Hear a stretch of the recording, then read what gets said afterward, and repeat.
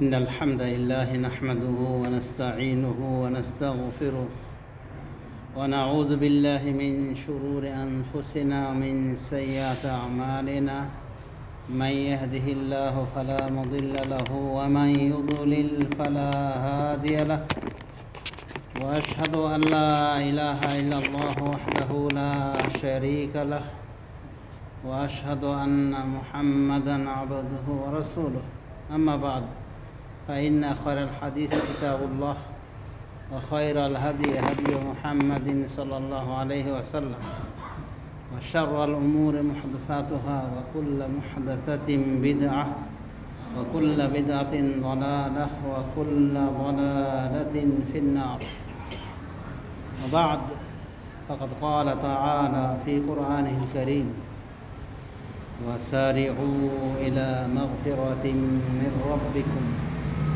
وجنة عرضها السماوات والأرض أعدت للمتقين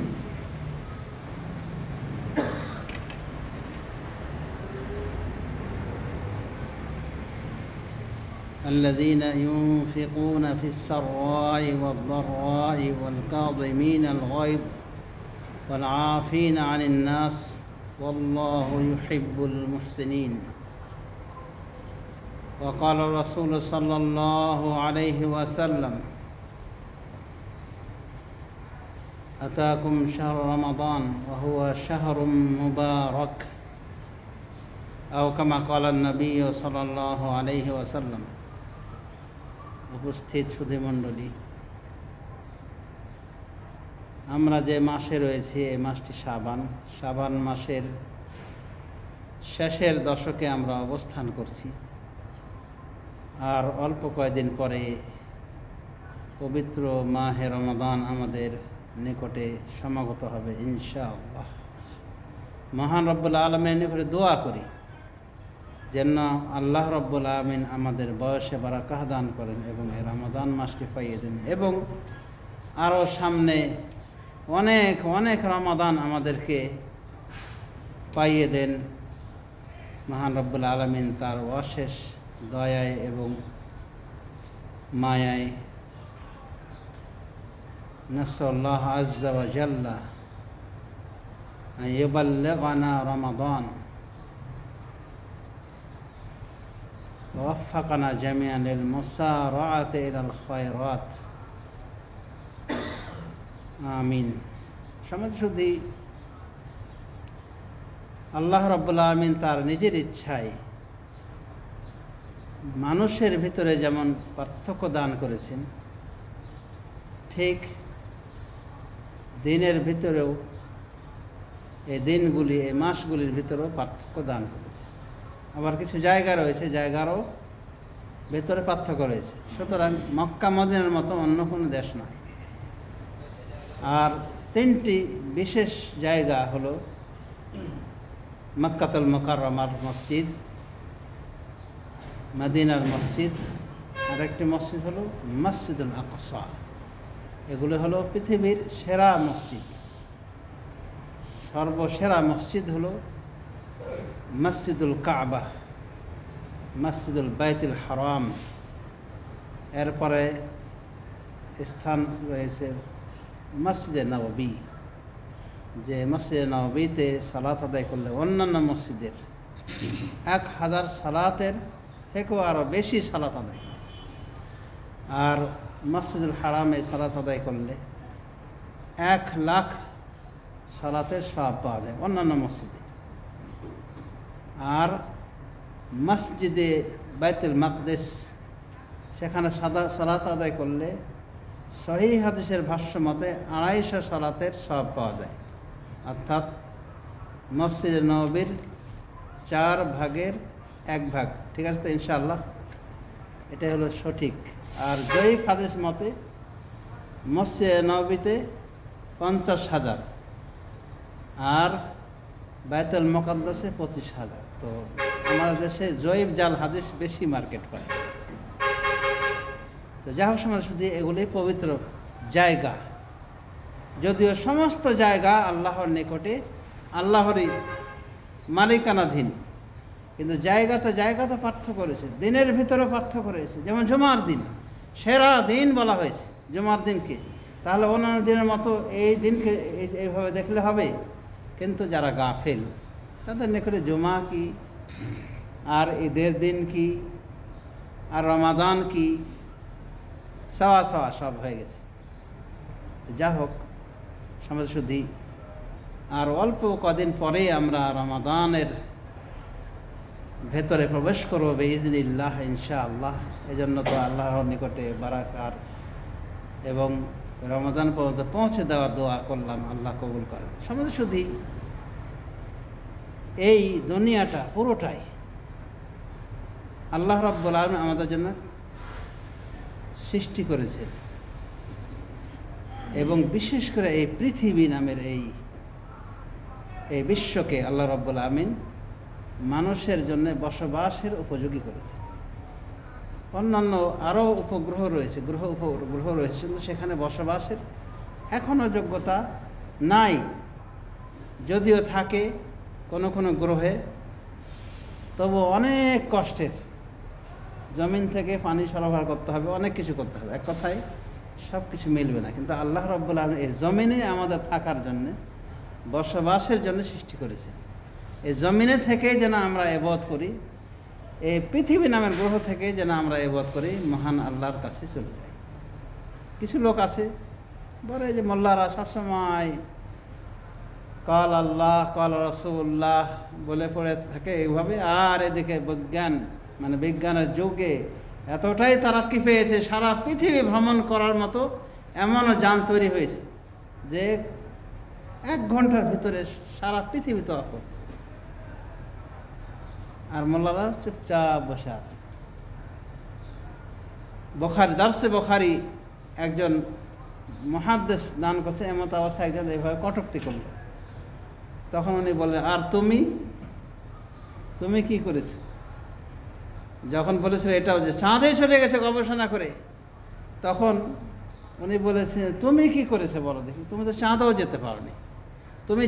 যেতে পারোনি, না যেতে পেরেছো চাঁদে, আর না আমাদের মতো আল্লাহ এবং রাসূলুল্লাহ সাল্লাল্লাহু আলাইহি ওয়াসাল্লামের এই হাদিস এগুলি তুমি অধ্যয়ন করেছো, না তুমি এদিকে না তুমি এদিকে। আর কেউ যদি চাঁদে যেতে পারে, যে থাকে, তা আমরা চাঁদের স্রষ্টা আল্লাহ পর্যন্ত যাওয়ার বিদ্যা অর্জন করে থাকি। আল্লাহ পর্যন্ত আমরা চলে যাব। এবং আমাদের রাসূল সাল্লাল্লাহু আলাইহি ওয়াসাল্লাম চাঁদকে অতিক্রম করে আরও বহু দূরে, সপ্তাকাশ পেরিয়ে, সিদরাতুল মুনতাহা পেরিয়ে মহান আল্লাহর অতি নিকটে গিয়েছে, এবং সরাসরি কথোপকথন হয়েছে। সেই নবীর আমরা উম্মত, আর তুমি মাঝখানে পড়ে আছো। এই জন্য বলে, বড় কোনো যদি হয়, বৈজ্ঞানিক হয়, তো সে মুসলিম হয়ে যায়। ছোট যেগুলো নাস্তিক মার্কা বৈজ্ঞানিক, এগুলো যারা এখনও গবেষণা পূর্ণ হয়নি, ওরাই নাস্তিক থাকে। আলহামদুলিল্লাহ আলা কুল্লি হাল। সমাজ শুধু এই পৃথিবীকে আল্লাহ রাব্বুল আলামিন আমাদের জন্য সৃষ্টি করেছেন, আমাদের ভোগের জন্য সৃষ্টি করেছেন। আর কেন সৃষ্টি করেছেন আমাদেরকে, সেটা আল্লাহ বলে দিয়েছেন, ওমা খলাকতুল জিন্না ওয়াল ইনসা ইল্লা লিয়াবুদুন। আমি সৃষ্টি করেছি জিন এবং ইনসানকে শুধুমাত্র আমার ইবাদতের জন্য। এমনকি আসমান জমিন এগুলি সৃষ্টি করেছেন আল্লাহ রাব্বুল আলামিন আমাদের জন্য, যাতে করে আমরা শুধু আসমান জমিন, গ্রহ নক্ষত্র, চন্দ্র, সূর্য, হাওয়া, বাতাস সব কিছু আল্লাহ সুবিধা দিয়েছেন। কাদের জন্যে? ইবাদতের জন্য। আর এই সুবিধার 1 নম্বর ভিআইপি পার্সন কারা? মুসলমানরা। কাফের মুশরিক তারা যে খাওয়া দাওয়া করছে জমিনের বুকে, এবং অত্যাধুনিক টেকনোলজি দ্বারা তারা উপকৃত হচ্ছে, যদিও তারা এগুলো বানায়, কিন্তু ওরা প্রকৃত হকদার নয়। ওদের এগুলো ব্যবহারের হক নাই শরিয়া সম্মতভাবে। কারণ রাসূলুল্লাহ সাল্লাল্লাহু আলাইহি ওয়াসাল্লাম বলছেন, লাউ কানাতিদ দুনিয়া তা'দিলু ইনদাল্লাহি জানাহা বাউযা। যদি এই দুনিয়াটা, এই পৃথিবীটা, যে পৃথিবীর কত আয়তন বুঝতেই পারছেন, 7 সাগর সমুদ্র সহ আরও কত সাগর নদী রয়েছে ছোট বড়, আর এরপরও স্থলভাগের এই বিশাল জায়গা, এগুলোকে আমরা দুনিয়া বলি। তো রাসূলুল্লাহ সাল্লাল্লাহু আলাইহি ওয়াসাল্লাম বলছেন, লাউ কানাতিদ দুনিয়া, মানে দুনিয়া যদি আল্লাহর নিকটে মশার ডানার সমপরিমাণ মূল্য হতো, তাহলে কি মা সাকা মিনহা কাফির শারবাতা মিম্মা, তাহলে আল্লাহ কোনো কাফেরকে, কোনো নাস্তিককে, কোনো বিধর্মীকে এক ঢোক পানি পান করতে দিতেন না, বা এক বেলায় এক মুহূর্তে যতটুকু তার পানি দরকার এতটুকু পানি তাদেরকে দিতেন না, কোনো কাফেরকে দিতেন না। মানে পানির যে বোতল দিচ্ছে, পানির বোতল কাফের মুশরিকের খাওয়ার কোনো অধিকার ছিল না, আল্লাহ দিতেন না তাদেরকে। এই জন্য যে কাফের, এই জন্য কাফের ইয়াকুলুনা খায়রাল্লাহ ওয়া ইয়াবুদুনা গায়রাল্লাহ, আল্লাহর সব কিছু খায়। আর এই কাফের মুশরিক, এথিয়েস্ট, এ নাস্তিক কি করে? গায়রুল্লাহর পূজা দেয়। হিন্দুরা এই 33 কোটি দেবতার পূজা দেয়, তার ভিতরে গাধাও আছে, ইঁদুরও আছে, নাই কি বলা যেতে পারে, এক আল্লাহ ব্যতীত সবার তারা পূজা দেয়। আর মুশরিক যারা আরবে মুশরিক ছিল 360টা মূর্তির পূজা দিত, আর বলতে এগুলো ওয়াস্তা। আর ইহুদরা তারা তৃত্ববাদী, দ্বিত্ববাদী, দুইজনকে মাবুদ স্থির করেছে। তাদের নবী কে আল্লাহর সাথে কি করেছে? তুলনা করেছে, বলেছে ওয়াকালাতিল ইয়াহুদ উযাইর ইবনুল্লাহ, ইহুদরা বলে উযাইর আল্লাহর বেটা, মানে আল্লাহর সংসার ধার্য করেছে, আল্লাহ এবং তার বেটা। এখানে ওরা কিন্তু মা বলেনি, মা স্থির করেনি। কিন্তু খ্রিস্টান আর একটু মানে আগে বেড়ে গিয়ে বলছে যে ওয়াকালাতিল মাসীহ ঈসা ইবনুল্লাহ, ওয়াকালাতিন নাসারা আল মাসীহ ইবনুল্লাহ। আর নাসারারা বলে মাসীহ হলো আল্লাহর বেটা। তারা আবার বেটার পাশাপাশি মাও তো লাগবে, মাও ধার্য করেছে। মানে আল্লাহ রাব্বুল আলামিন মেন, ঈসা এবং ঈসার মা এরাও কি আল্লাহ রাব্বুল আলামিনের পাশাপাশি মাবুদ। তার মানে তারা আল্লাহ রাব্বুল আলামিনের জন্য স্ত্রী ধার্য করেছে, নাউযু বিল্লাহি মিন যালিক। তাহলে তারা কি তৃত্ববাদী। এই কাফের মুশরিকগুলিকে আল্লাহ এক ঢোক পানি দিতেন না, বা এক বেলার পানি তাদেরকে দিতেন না, একটা বেলারও পানি তাদের দিতেন না, যদি কিনা দুনিয়ার মূল্য মশার ডানার সমপরিমাণ হতো। আচ্ছা, মশার কোনো মূল্য আছে বর্তমান বাজারে? কোনো দিনের বাজারে মূল্য ছিল? কিচ্ছু না। তার মানে হলো জিবালায় যদি ফেলে দেয় কোনো মালিক, তুচ্ছ বলেই ফেলে দিয়েছে। এখন কে খাবে কে খাবে না ওর দেখার বিষয়। ওখানে কুকুরও আসতে পারে, মুশরিকও আসতে পারে, যে কেউ আসতে পারে। ওগুলো থেকে যদি কি বেছে বেছে নিয়ে যায়, কেউ কিছু বলবে? মালিক কিছু মনে করবে? কিচ্ছু মনে করবে না, এটা জিবালা। ঠিক আল্লাহ রাব্বুল আলামিন কাফের মুশরিক সবার জন্য এই দুনিয়াকে উন্মুক্ত করে দিয়েছে। খা খা খা খা, বেনামাজি খা, তুও খা, মুশরিক তুও খা, সবার জন্য উন্মুক্ত করে দিয়েছে। এমনকি কাফের মুশরিকদেরকে অনেক সময় আল্লাহ এই দুনিয়াতে অনেক সুখে রেখে থাকে। কোরবানির ওই গরু মোটা করার মতো, মানে একবারই জবাই। তো যাই হোক সমাজে শুধু এই পৃথিবীটা লয় হয়ে যেত যদি আল্লাহর ইবাদত না থাকতো। আল্লাহর ইবাদত যদি না থাকতো তাহলে আল্লাহ এই পৃথিবীকে ধ্বংস করে দিত। আল্লাহ রাব্বুল আলামিন আমাদেরকে এই পৃথিবীর বুকে পাঠিয়েছে কিসের জন্যে? তার ইবাদতের জন্য। এই সত্যটা মেনে নেওয়ার পরও আমরা কিন্তু অনেক সময় আমাদের অনেকে কাফের মুশরিকের মতো চিন্তা চেতনা নিয়ে চলাফেরা করে। মানে যেটার জন্য তাকে সৃষ্টি করা হয়েছে তার কোনো খবর নাই, আর এই দুনিয়াকে তার জন্য সৃষ্টি করা হয়েছে, কিন্তু মনে হচ্ছে যেন সেই দুনিয়ার জন্য সৃষ্টি হয়েছে। না, এমন না। সমাজ শুধু আল্লাহ রাব্বুল আলামিন চান যে এই দুনিয়াতে ইবাদত বন্দেগী তার হোক। ওমা খালাকতুল জিন্না ওয়াল ইনসা ইল্লা লিয়াবুদুন। এবং আল্লাহ তার বিশেষ দয়ায় বিভিন্ন মৌসুম বিভিন্ন সিজনের ব্যবস্থা করেছেন যাতে করে আমরা নেকি অর্জন করতে পারি। আমাদের জিন্দেগির হায়াত যদিও আখের উম্মতের সদস্য হিসেবে কম অন্যান্য উম্মতের তুলনায়, আর নূহ আলাইহিস সালাম নিজে 950 বছর দাওয়াত তাবলীগের কাজ করেছেন, মানুষকে হেদায়েতের দাওয়াত দিয়েছেন 950 বছর, কোরআনেই আল্লাহ বলছেন। তাহলে কতদিন আয়ু ছিল তার উম্মতের, এবং তার আয়ু কত হবে? 1000 তো হবেই। তো যা হোক, এই তুলনায় 1000 বয়স হয়েছে এরকম লোক পাওয়া যায়। এমনি মানুষের হুদায় ওই ফেসবুকে দেখি আমরা যে এর বয়স 350 বছর। আসলে 350 বছরের লোক থাকে না। ওই যাকে 350 বছর বলা হয়েছে হয়তো বাবার 130 বছর, 40 বছর, বা হলো 150 বছর বা 200, কিন্তু এগুলো একেবারেই কম। তারপর আমি যা দেখেছি, বিশেষ করে যে বেশি সারা পৃথিবীর বুকে খোঁজ নিয়ে দেখা গেলো ওটা খ্রিস্টান, ওটা দেখা যাচ্ছে যে হিন্দু। তখন দেখে একটু আফসোস লাগে যে আহারে এত বয়স পাইলা, তাও তোমার কপালে হেদায়েত জুটল। পুরো বয়সটা কি করেছে? শয়তানের পথে ব্যয় করেছে। সমাজ শুদ্ধি আল্লাহ রাব্বুল আমিন আমাদের বিভিন্ন মৌসুম দিয়ে থাকেন আমাদের প্রতি দয়া করে।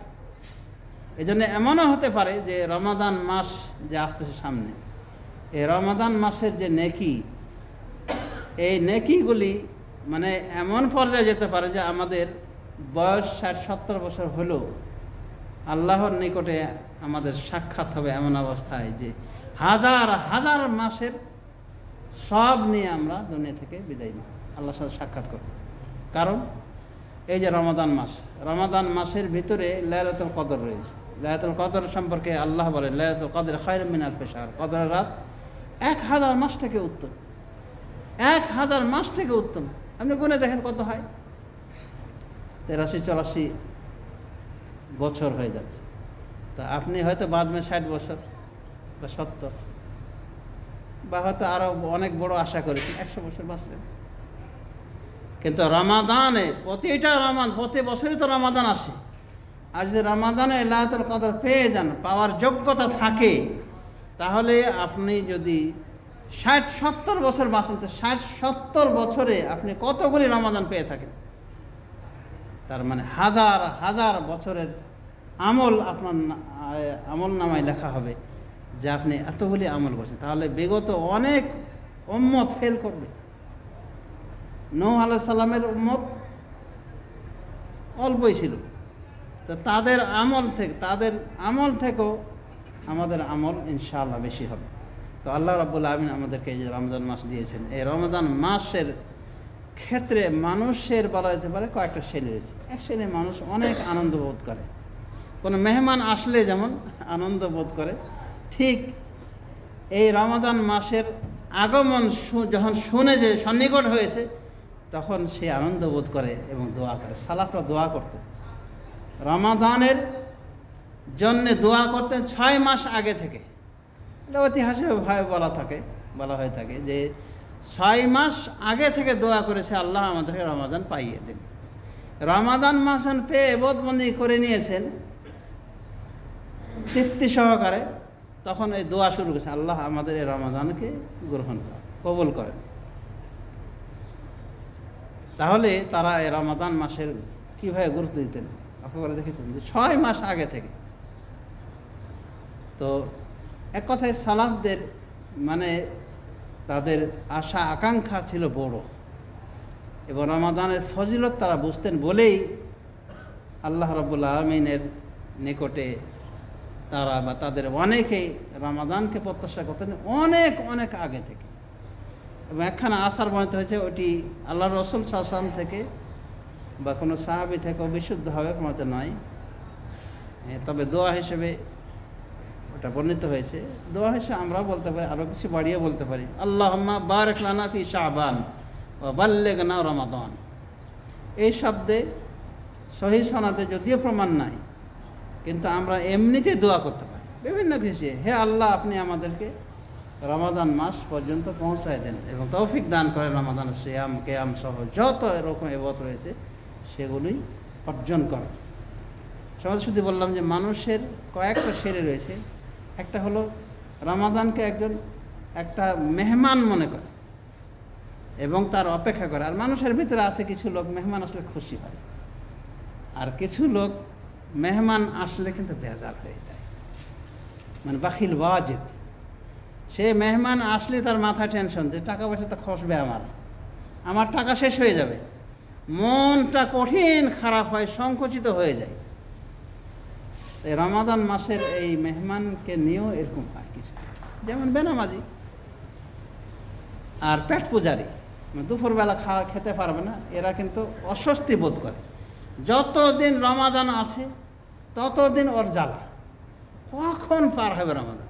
এগুলো হলো কাফের মুশরিক, ওর তো কথা বাদ, ওর তো রমজান রোজা রাখবে না, আর রাখলেও গ্রহণ হবে। কিন্তু এক শ্রেণী গো খো মুসলিম, খাতনা দেওয়া মুসলিমের এই অবস্থা যে রমাদান মাস আসলে ওর হৃদয়টা সংকুচিত হয়ে যায়।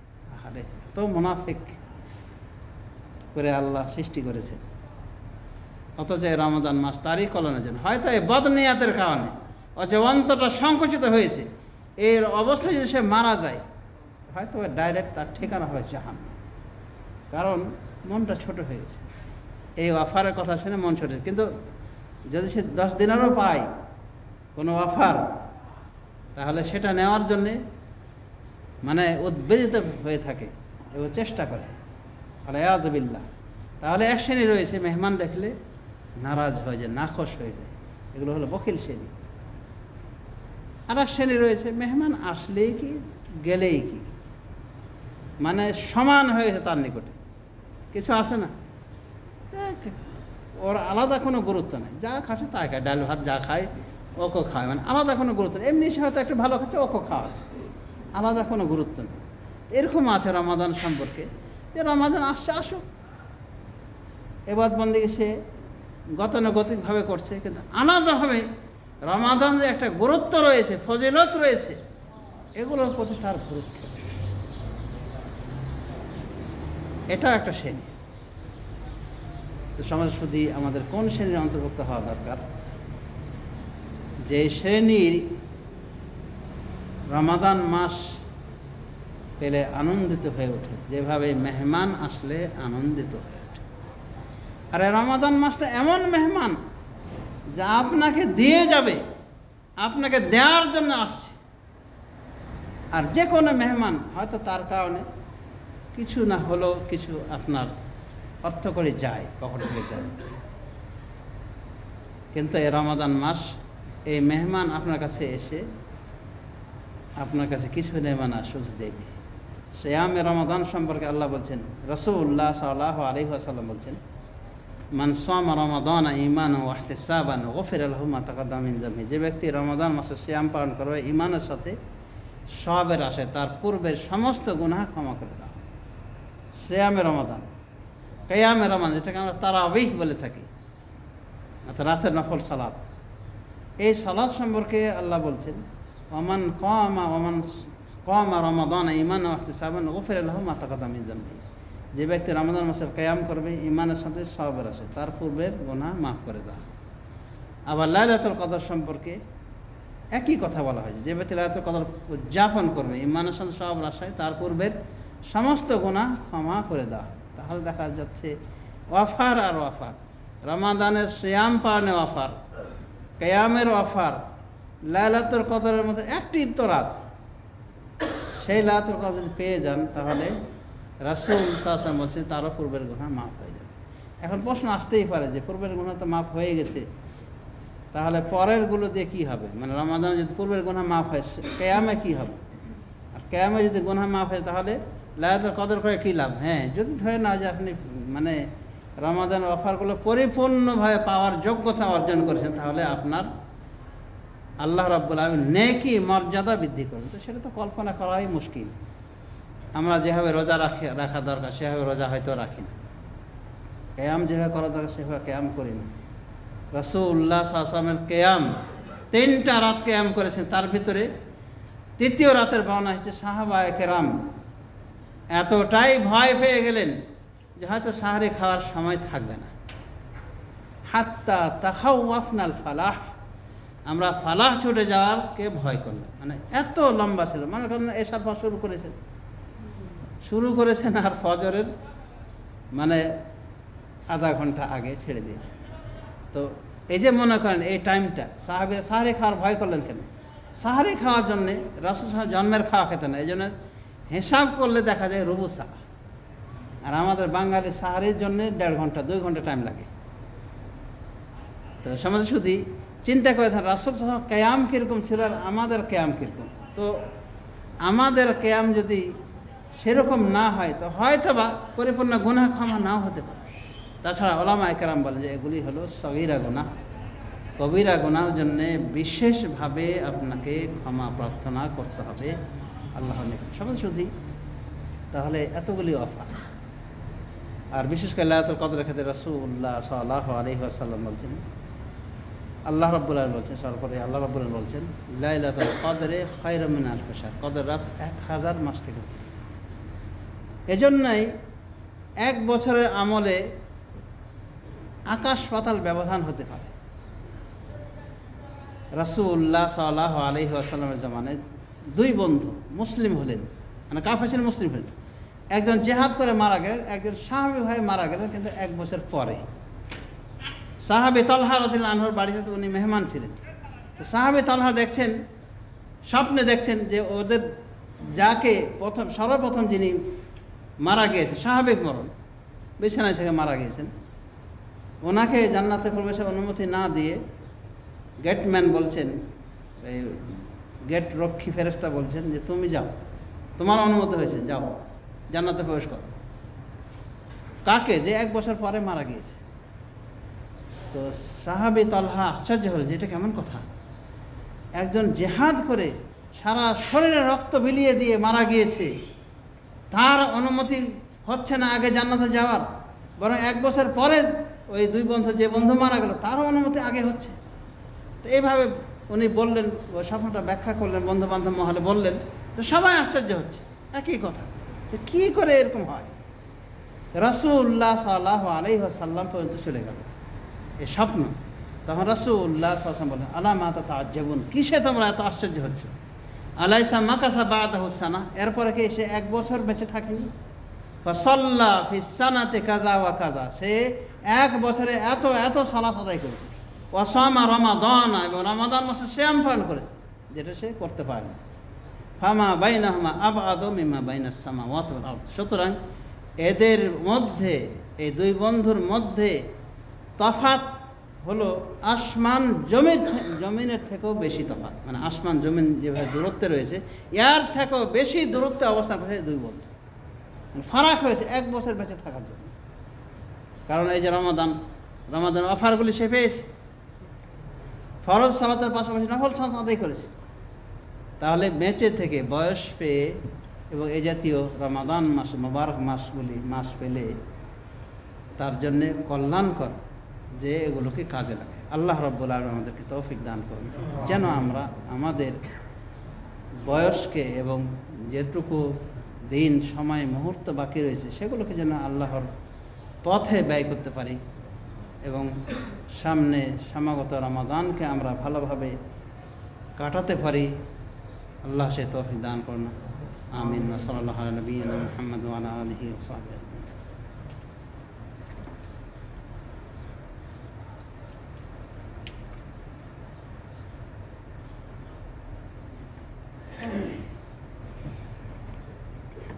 আলহামদুলিল্লাহ রাব্বিল আলামিন, ওয়াসসালাতু ওয়াসসালামু আলা নবিয়িনা মুহাম্মদ ওয়া আলা আলিহি ওয়া সাহবিহি আজমাইন। সমস্ত শুধুই প্রথম খুতবায় যথেষ্ট আলোচনা হয়েছে যে রমাদান মাস আমাদের সামনে একেবারেই সমাগত। কাজে রমাদান মাসকে ভারী মনে না করে প্রস্তুতি নিতে হয়। এই প্রস্তুতি হলো যে আপনি তওবা ইস্তেগফার করেন, কারণ গুনাহগারকে আল্লাহ রাব্বুল আলামিন অনেক সময় তৌফিক দেন না নেকির কাজে, এবং গুনাহ করতে যে এমনভাবে হৃদয়টা কালো হয়ে যায় যে সে হৃদয়ে আর ভালোকে ভালো বলে না, মন্দকে ভালো বলে, ভালোকে মন্দ বলে। এরকম মরিচিকাময় হৃদয়, কঠিন কালো অন্ধকার হৃদয় নিয়ে যদি থাকেন, হয়তো বা আল্লাহ আপনাকে রমাদান পাওয়া তৌফিক দেবেন না। সুতরাং তওবা ইস্তেগফার করে রমাদানের প্রস্তুতি আমরা গ্রহণ করি। আর যদি কাজা হয়ে থাকে কোনো কারণে, গ্রহণযোগ্য কারণে, সে কাজা সিয়াম এখনও কয়েকটা দিন রয়েছে আদায় করে ফেলে। অনুরূপভাবে মা বোনদের একই নির্দেশনা যে তাদের যদি কাজা হয়ে থাকে মাসিক পিরিয়ডের কারণে, কাজা যদি বাকি থাকে আদায় করা উচিত। ওলামা একরাম যদি এক রমজানের রোজা পিছিয়ে আর এক রমজান পর্যন্ত ঠেকায় তাহলে তাকে কাজাটা আদায় করতেই হবে, সাথে ফিদিয়াও দিতে হবে। এটা শেখ বিন বাজের ফতোয়া এবং কিছু কিছু সাহাবীর ফতোয়া রয়েছে।